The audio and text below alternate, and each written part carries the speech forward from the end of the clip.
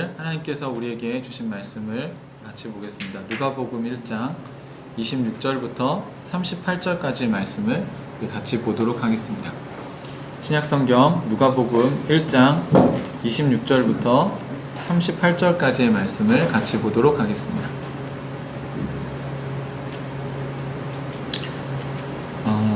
저희가 8월에 누가복음을 가지고 같이 말씀을 나눴는데요. 우리 9월 한 달도 누가복음을 조금 더 우리가 깊이 들여다보는 시간을 가졌으면 좋겠다는 생각이 들어서 누가와 함께 예수 찾기라는 그 주제를 우리 한 달 더 연장하기로 했습니다. 그래서 누가복음 우리가 보지 않았던 본문들을 또 같이 살펴보는 시간을 갖고자 합니다. 오늘은 그 첫 번째 시간으로 예수님의 엄마 마리아, 예수님의 어머니 마리아에 대한 이야기를 같이 보려고 합니다. 다 찾으셨으면 우리 같이 교독하도록 하겠습니다. 누가복음 1장 26절부터 38절까지 여러분 제가 한 절 읽고 또 우리 예배 드리시는 분들 거기서도 한 절 읽고 같이 교독하겠습니다. 여러분 온라인이어도요, 여러분이 같이 이렇게 참여하는 거에 따라서 여러분 이 예배에 대해서 여러분이 대하는 태도가 많이 달라질 거라고 생각이 들어요. 그래서 온라인이지만 우리가 코로나 때문에 어쩔 수 없이 이렇게 예배를 드리지만 우리가 이 속에서 더 큰 은혜를 누릴 수 있었으면 좋겠습니다. 제가 먼저 26절 읽겠습니다. 그 뒤로 6달이 되었을 때에 하나님께서 천사 가브리엘을 갈릴리 지방의 나사렛 동네로 보내시어 다윗의 가문에 속한 요셉이라는 남자와 약혼한 처녀에게 가게 하셨다. 그 처녀 이름은 마리아였다. 천사가 안으로 들어가서 마리아에게 말하였다. 기뻐하여라, 은혜를 입은 자야, 주님께서 그대와 함께 하신다. 마리아는 그 말을 듣고 몹시 놀라 도대체 그 인사말이 무슨 뜻일까 하고 고민을 여겼다. 천사가 마리아에게 말하였다. 두려워하지 말아라, 마리아야, 그대는 하나님의 은혜를 입었다. 보아라, 그대가 잉태하여 아들을 낳을 터이니 그의 이름을 예수라고 하여라. 그는 위대하게 되고 더없이 높으신 분의 아들이라고 불릴 것이다. 주 하나님께서 그에게 그의 조상 다윗의 왕위를 주실 것이다. 그는 영원히 야곱의 집을 다스리고 그의 나라는 무궁할 것이다. 마리아가 천사에게 말하였다. 나는 남자를 알지 못하는데 어떻게 이런 일이 있겠습니까? 천사가 마리아에게 대답하였다. 성령이 그대에게 임하시고 더없이 높으신 분의 능력이 그대를 감싸줄 것이다. 그러므로 태어날 아기는 거룩한 분이요 하나님의 아들이라고 불릴 것이다. 보아라, 그대의 친척 엘리사벳도 늙어서 임신하였다. 임신하지 못하는 여자라 불리던 그가 임신한 지 벌써 6달이 되었다. 하나님께서는 불가능한 일이 없다. 우리 같이 읽겠습니다. 마리아가 말하였다. 보십시오, 나는 주님의 여종입니다. 당신의 말씀대로 나에게 이루어지기를 바랍니다. 천사는 마리아에게서 떠나갔다. 아멘. 여러분, 그 은혜 갚은 까치 이야기를 혹시 알고 계신가요?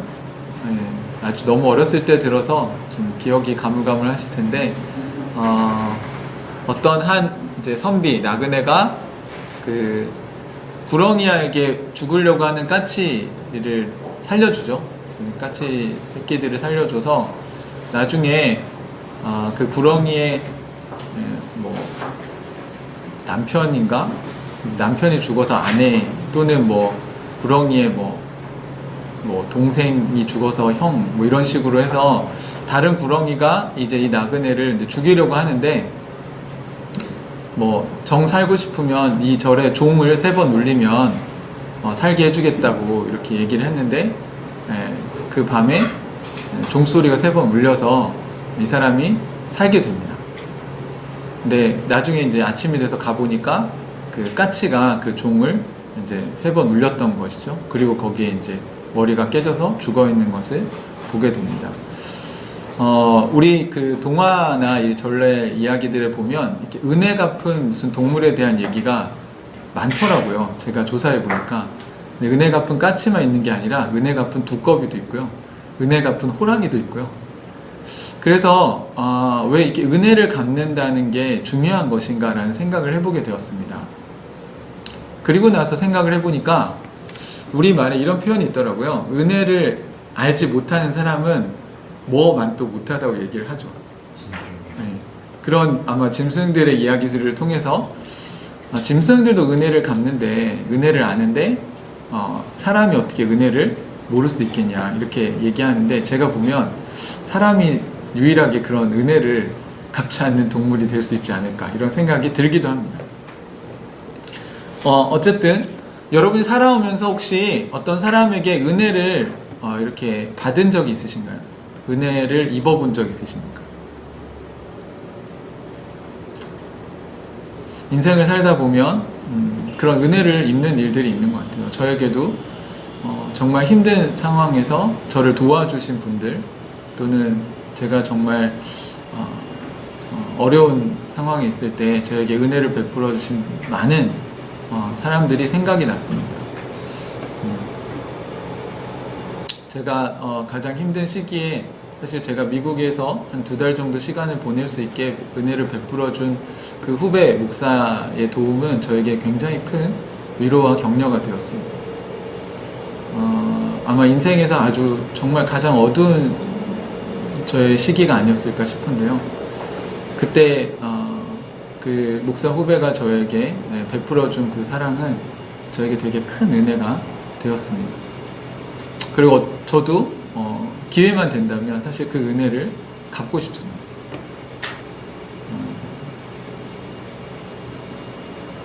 또는 여러분이 다른 사람들에게 혹시 은혜를 베풀어 보신 적이 혹시 있으신가요?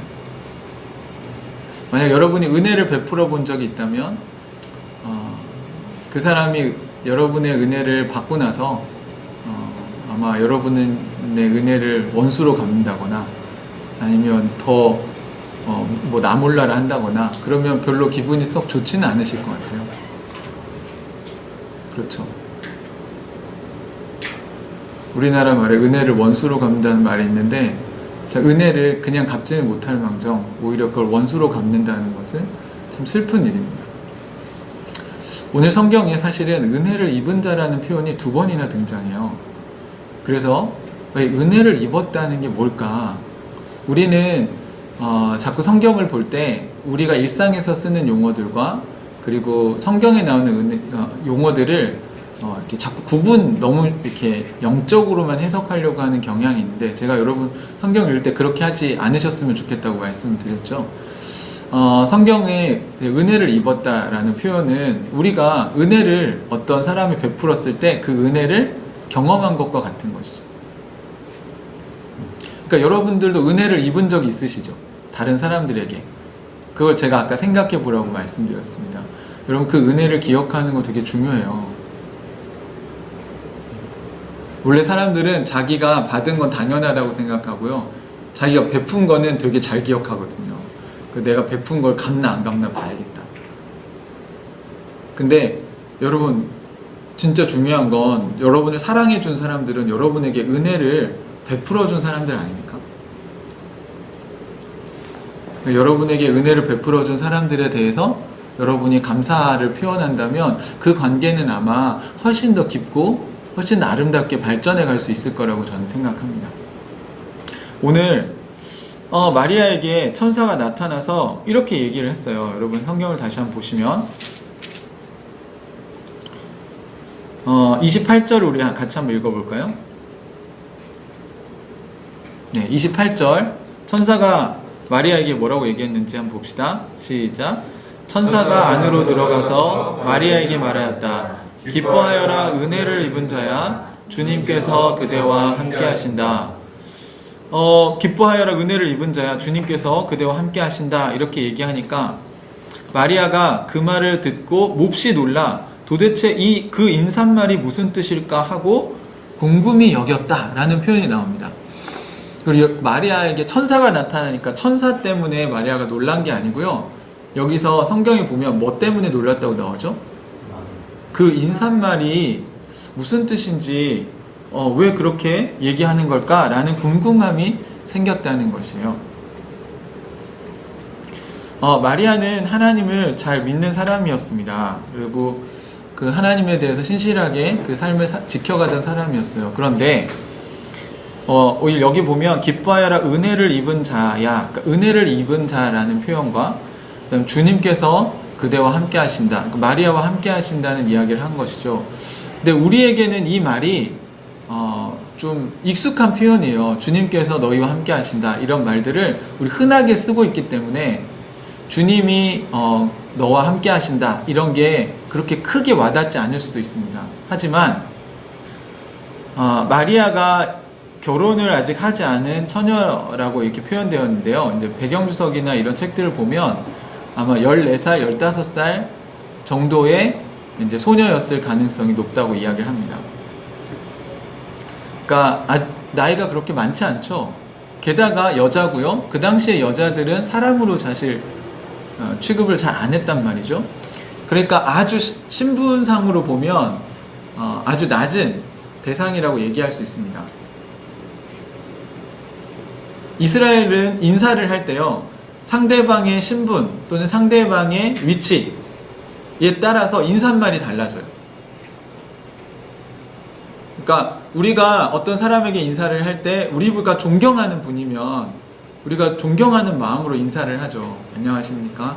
잘 지내셨습니까? 이렇게 예의를 갖추고 이야기를 하는데 우리보다 어린아이들한테 안녕하십니까? 예의를 갖춰서 얘기하지 않죠.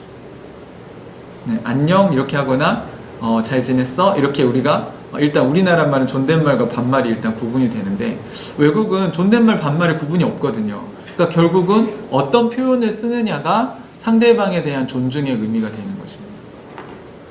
그런데 사실 지금 이 천사가 마리아에게 하고 있는 인사말은요, 이게 전통적으로 쓰는 인사말이 아니에요. 그러니까 샬롬 이런 게 아닙니다. 은혜를 입은 자야라는 표현은 평상시에 그냥 일반적으로 쓰는 그런 인사말이 아니에요. 그리고 이렇게 어린 나이의 처녀에게 쓰는 표현도 아닙니다. 아주 굉장히 이 아이를, 이 마리아라는 여자를 굉장히 존중해서 표현하고 있는 거예요. 은혜를 입은 사람이요. 그러니까 주님께서 그대와 함께하고 계신다. 요즘 자기가 주님이 함께하고 계신다고 주장하는 거랑 여러분 옆에 있는 사람 여러분을 보면서 와, 형제를 보니까 정말 주님이 당신과 함께하고 계시는군요 라고 이야기하는 건 정말 다르죠. 여러분에게 누군가 옆에 있는 사람들이 당신을 보니까 하나님이 당신과 함께 하시는군요, 예수님이 당신과 함께 하시는군요 라는 이야기를 들어보신 적 있으십니까?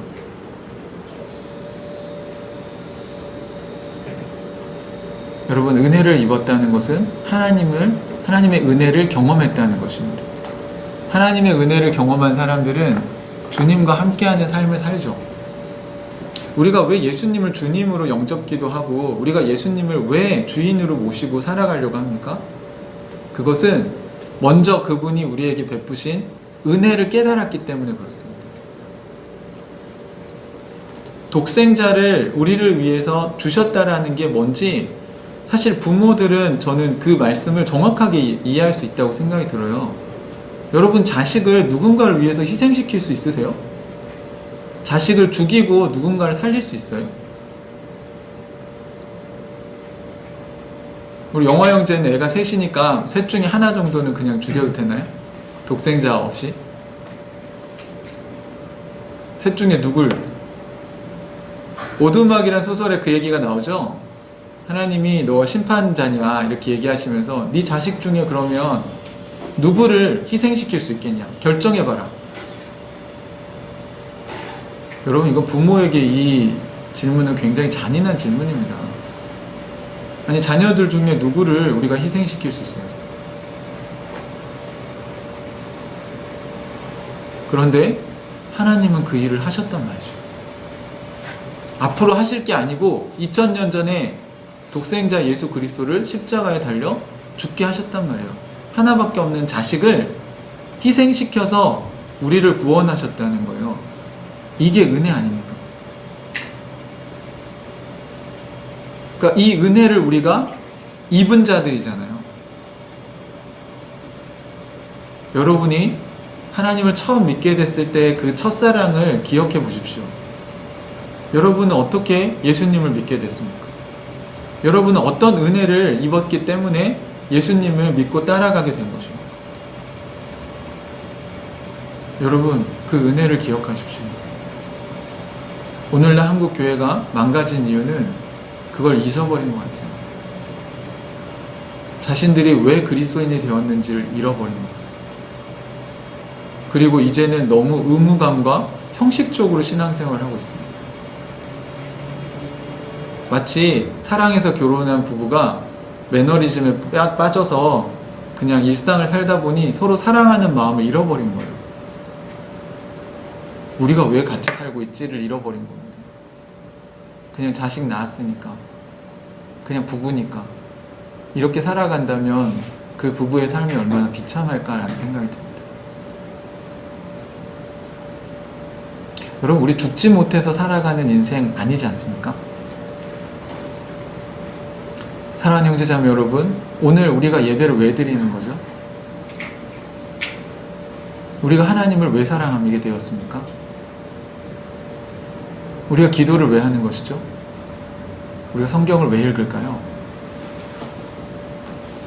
우리가 왜 찬양을 부르면서 감격하는 것입니까? 주님을 사랑하는 마음 때문이고, 주님을 사랑하게 된 이유는 그분이 우리에게 베푸신 은혜를 알기 때문에 그렇습니다.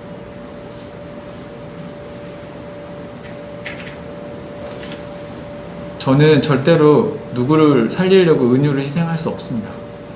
차라리 제가 죽지 제 자식을 희생시킬 수 없어요. 여러분, 가족을 떠나보낸다는 게 어떤 건지 여러분 상상만 하셔도 아마 그 무게감이 느껴지실 거예요. 하나님에게 하나밖에 없는 아들인 예수 그리스도께서 십자가에서 처절하게 죽어 가시면서 우리를 구원해 내신 거죠. 그러니 이 예배가, 우리가 드릴 수 있는 찬양이, 우리가 감히 기도로 하나님과 소통한다는 게, 우리가 성경을 읽는데 성경을 깨달을 수 있다는 게, 여러분 이게 그냥 주어진 게 아니에요. 여러분, 우리가 한 건 아무것도 없지만 하나님은 엄청난 대가를 치르셨다는 것입니다. 우리 모두는 은혜를 입은 자들입니다. 전 이번 주에 이 말씀을 묵상하고 연구하다가 내가 은혜를 입은 자들이라고 마리아에게 얘기하는 이 천사의 인사말에 정말 깊은 울림이 있었습니다. 우리 모두가 은혜를 입은 자들입니다. 그 하나님의 은혜를 입은 자들이 왜 이렇게 이 땅에서 하나님의 은혜를 모르고 살아갈까? 마치 은혜를 베풀어 주었는데 그 은혜를 당연하게 여기고 감사하지 않고 기억하지도 않고 하나님을 사랑하지도 않는 거예요. 은혜를 갚기는커녕 은혜를 잊어버리고 살아가는 거예요. 저에게 주신 하나님의 은혜를 다시 깊이 묵상하는 시간이 되었습니다. 하나님의 은혜가 없다면 아마 제가 여기까지 오지 못했을 거라는 건 너무 명확한 사실입니다. 사랑하는 형제자매 여러분 하나님과의 첫사랑을 회복하십시오. 에베소 교회가 책망받은 것처럼 아무리 여러분이 종교적으로 많은 일을 해도요, 하나님을 사랑하지 않으면 그게 무슨 소용이 있습니까?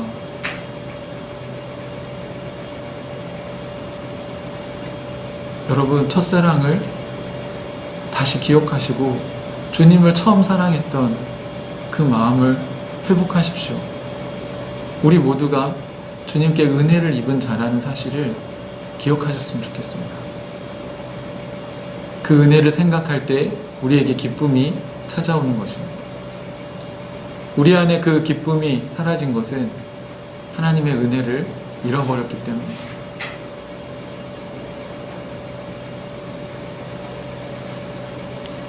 마리아가 이 말에 대해서 궁금해할 때 천사가 다시 한번 마리아에게 이렇게 얘기했습니다. 30절 말씀을 같이 한번 볼까요?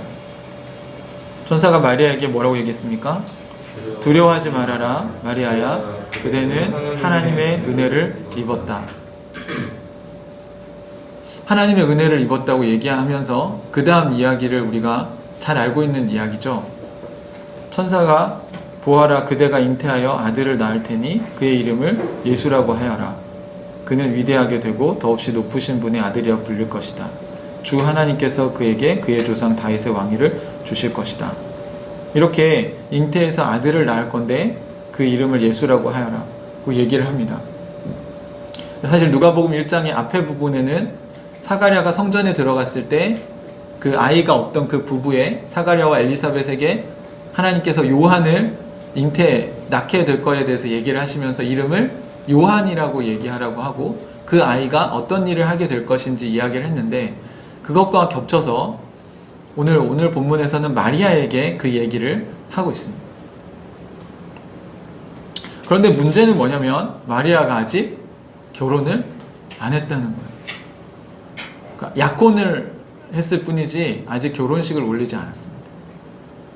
그리고 마리아가 이렇게 얘기하죠. 나는 남자를 알지 못하는데 어떻게 이런 일이 있겠습니까? 여기서 알지 못한다는 표현은 남자와 관계를 잠자리를 같이 한 적이 없다는 이야기입니다.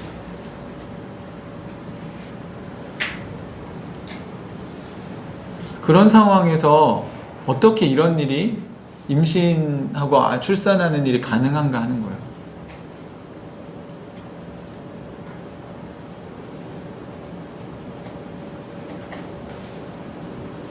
그러자 천사가 성령이 그대에게 임하시고 더없이 높으신 분의 능력이 그대를 감싸줄 것입니다. 그러므로 태어날 아기는 거룩한 분이고 하나님의 아들이라고 불릴 것입니다. 라는 이야기를 합니다. 그러니까 성령께서 감싸서 이렇게 은혜를 입어서 아이를 낳게 될 거다 이렇게 얘기하는데 여기 이제 감싸다는 게 하나님의 인재를 의미하는 말이거든요. 그러니까 성령께서 임하시면 이 일이 일어날 거라고 얘기를 하신 거예요. 근데 그건 좋은데 처녀잖아요. 이 당시에 여러분 처녀가 임신을 하면 어떻게 되는지 아십니까? 돌에 맞아. 예, 잘 알고 계시네요. 돌에 맞아 죽습니다. 그러면 이게 축복입니까? 저주입니까? 상식적으로 생각하면 이게 은혜를 입은 겁니까? 왜 제 삶을 이렇게 고통스럽게 하십니까? 라고 얘기하는 게 상식적인 마리아의 입장이 아니었을까 생각을 해보게 됩니다. 그러니까 마리아가 이 말씀을 받아들이는 게 쉬운 일이었을까요? 어려운 일이었을까요? 이거 굉장히 어려운 일이죠. 이제 마리아는 이 말씀을 받아들였으니까 그렇지만 아마 기록되지 않은 어떤 사람은 만약에 천사가 이렇게 얘기했을 때 저는 그걸 감당 못하겠습니다. 그러면 하나님이 그걸 강행하셨을까요? 제가 아는 하나님은 그렇지 않습니다. 그러니까 먼저 제안했지만 받아들이지 않으면 그거 어쩔 수 없는 거죠. 우리 교회 공동체에서도 여러분 우리가 말씀 보고 기도하고 하는 일들을 제안하는 거예요. 하지만 상황이 안 되고 본인이 할 수 없으면 같이 할 수 없으면 그럼 기다리면 되는 거죠. 때가 돼서 할 수 있을 때 하시면 됩니다. 하지만 하고 싶은 분들은 하시면 되고요. 강요하는 게 아니에요.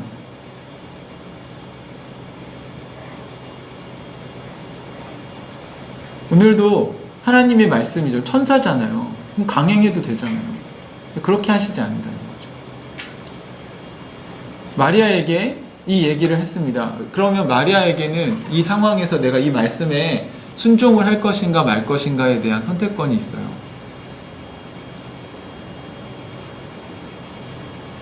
이제 순종하지 아니면 그걸 나는 못 받아들이겠습니다 하면 그냥 원래 살던 그냥 삶을 살면 되는 겁니다.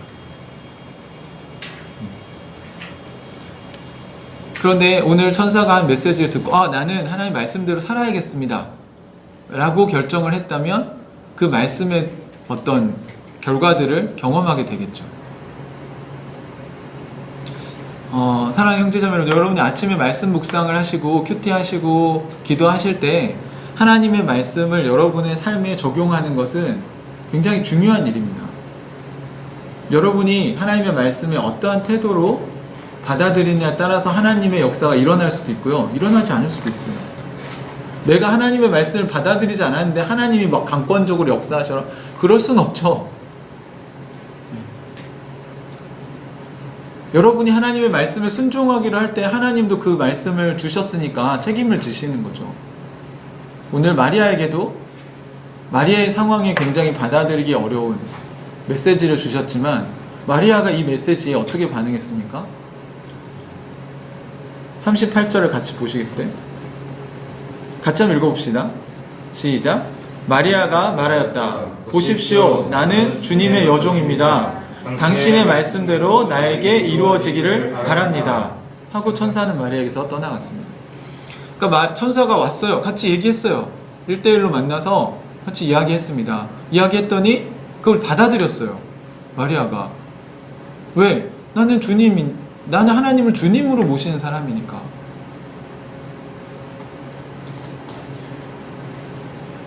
그 일이 말씀하신 대로 이루어지기를 바랍니다.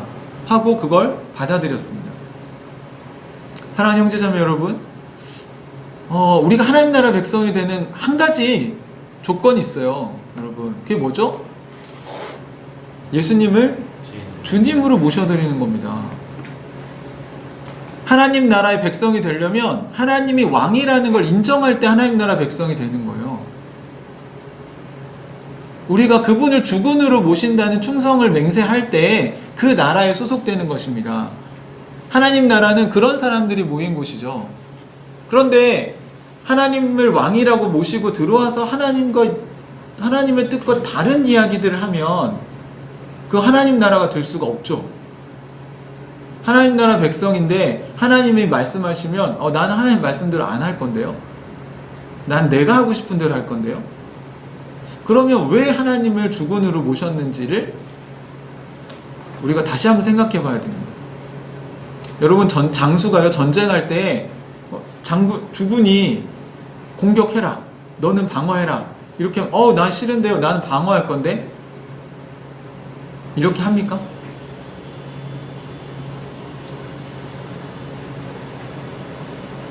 주인과 종이 바뀐 거죠. 사랑하는 형제자매 여러분, 하나님 나라 백성이 되는데 가장 중요한 것은 우리가 하나님의 뜻에 순종하겠다는 태도입니다.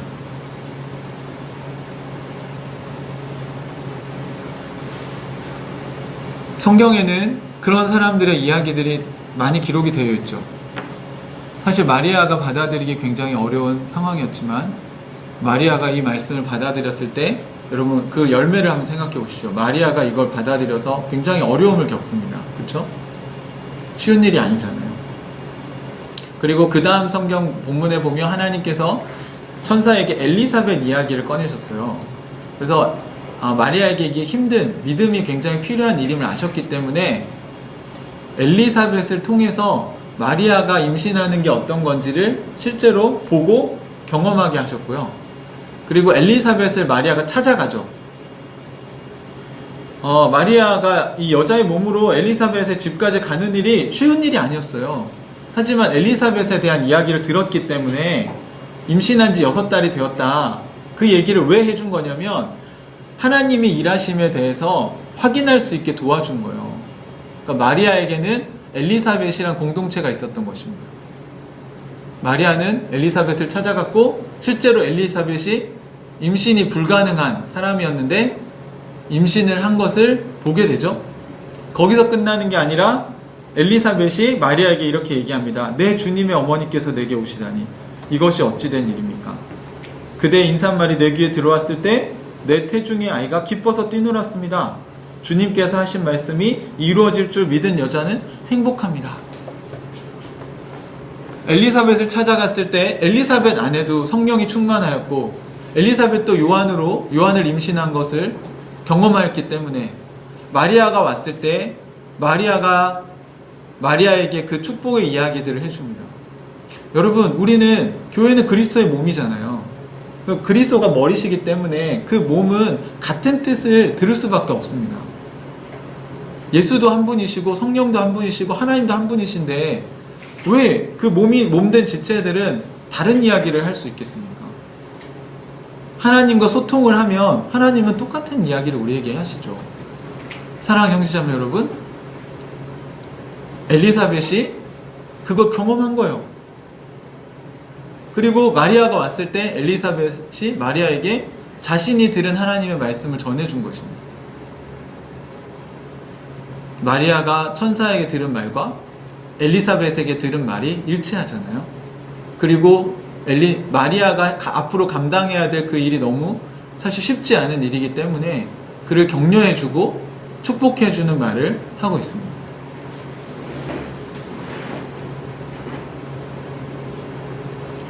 사랑하는 형제자매 여러분, 여러분이 하나님의 말씀에 순종하려고 할 때, 여러분이 아무리 은혜를 우리가 입은 자라고 할지라도 우리가 믿음으로 그 일을 해 나가는 데는 어려움이 있을 수 있습니다.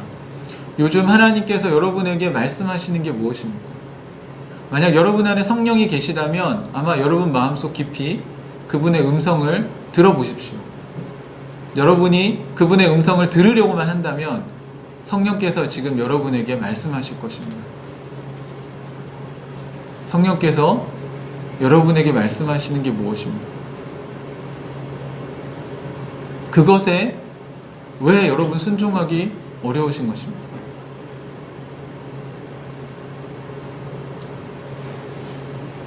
여러분 옆에 있는 동역자들은 같은 마음으로 기도하고 여러분에게 그 성령께서 하시는 이야기들을 들려줄 수 있는 사람들입니다.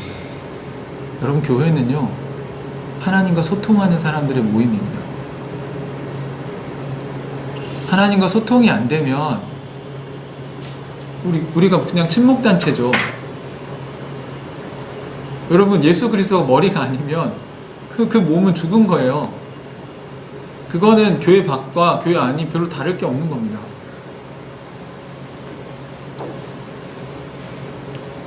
마리아가 하나님의 말씀에 순종했을 때 어떤 일이 일어난 겁니까? 여러분 메시아가 마리아를 통해서 올 수 있었어요. 예수님이 십자가에 달려 죽으시려면 뭐부터 하셔야 돼요? 이 세상에 태어나시는 것부터 하셔야 돼요. 태어나려면 여자의 몸을, 엄마의 몸을 통해서 태어나야 되잖아요. 그러면 누군가는 이 부르심에 순종을 해야만 하나님 나라가 시작될 수 있었다는 겁니다. 아브라함이 하나님 말씀을 듣고 순종했기 때문에 이스라엘이 생겨날 수 있었다면, 마리아의 순종이 있었기 때문에 예수님이 태어날 수 있었습니다. 여러분, 하나님은 사람을 통해서 일하십니다. 그리고 사람과 함께 일하십니다. 그리고 인격적으로 사역하십니다.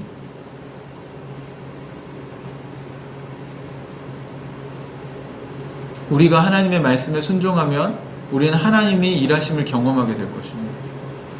마리아의 순종을 통해서 그 어려운 처녀가 임신해서 아이를 낳아야 되는 그 힘든 과정을 통해서 사실은 메시아가 이 땅에 태어날 수 있게 된 것입니다.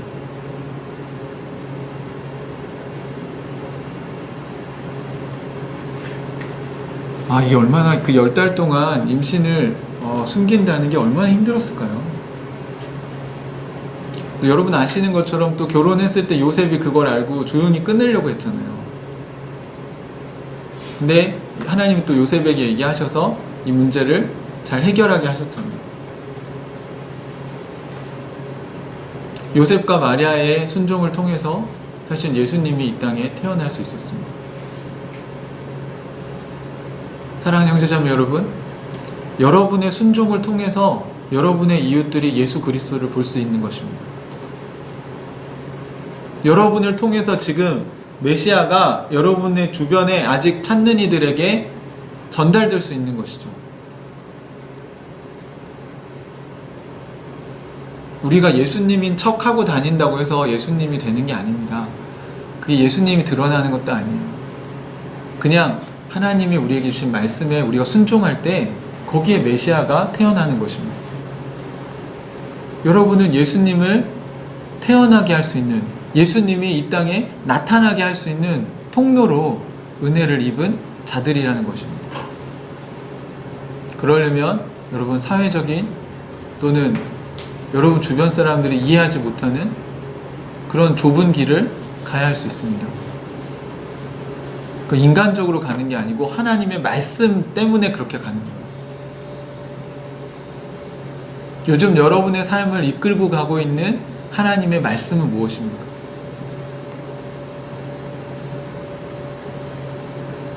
여러분이 지금 하나님께서 주신 그 메시지, 여러분이 깨닫고 있는 그 말씀에 순종하십시오. 회피하지 마시고, 여러분이 그 말씀에 직면할 때 여러분을 통해서 예수 그리스도가 이 땅에 태어나는 것입니다. 사랑하는 형제자매 여러분, 우리 모두 하나님의 은혜를 입은 자들입니다.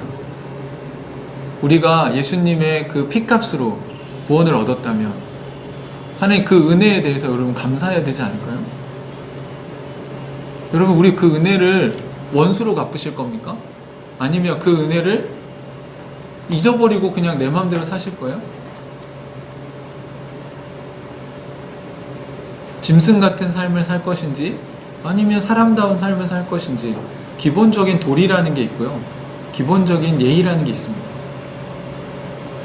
그냥 우리에게 은혜를 베푼 사람에게 우리가 은혜를 갚고자 하는 마음으로 살아가는 것은 그냥 그건 기본적인 거예요.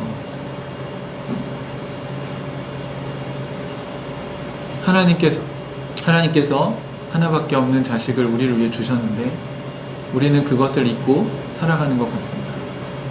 어쩌면 그 사랑에 여러분이 감격해서 예수님을 믿게 되었는지 모르겠지만 어느새 우리는 그것을 너무 당연하게 생각하고 살아가는 것 같습니다. 만약 여러분의 자식이 누군가를 위해서 죽어야 한다면 여러분 어떻게 하시겠습니까? 그게 얼마나 어려운 일인지 생각해 보십시오. 하나님이 우리에게 주신 사랑은 그런 것입니다. 여러분 우리가 구원받은 게요 그냥 된 게 아니에요. 이 구원이 우리가 그리스도인으로 사는 게 얼마나 영광스럽고 얼마나 큰 축복인지 아세요? 요즘 정말 교회가 아닌 교회, 목사가 아닌 목사, 성도 같지 않은 성도들 이름만 붙인다고 그게 되는 게 아니라는 거 여러분이 알고 계시잖아요. 그분들은 차치하고라도 우리는 하나님의 은혜를 감사하고 감격하며 살고 있냐고.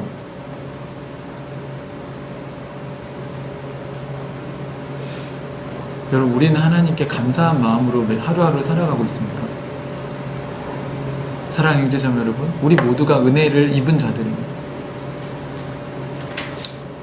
이번 한 주간 여러분의 삶이 하나님을 나타내는 여러분이 말씀에 매일매일 말씀에 순종함으로 그 말씀을 통해서 메시아가 태어나는 일이 여러분의 삶에 일어나기를 주님의 이름으로 축복합니다.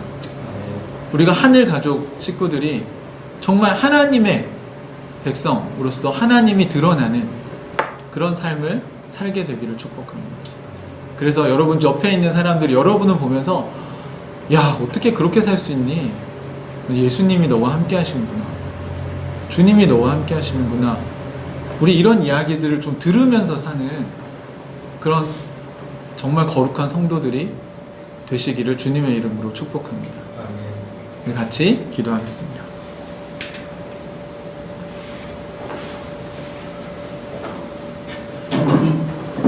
사랑하는 형제자매 여러분, 여러분이 은혜를 경험했다면 오늘 그 첫사랑을 다시 한번 회복하시기를 주님의 이름으로 축복합니다.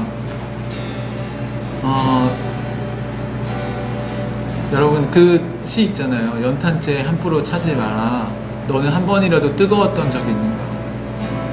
여러분은 주님으로 인해서 요즘 최근에 정말 뜨거웠던 적이 언제입니까? 이 시간 여러분의 첫사랑이 회복되기를 기도했으면 좋겠고 여러분에게 주신 말씀에 순종할 수 있도록 이 시간 하나님께서 여러분에게 힘을 주셨으면 좋겠어요.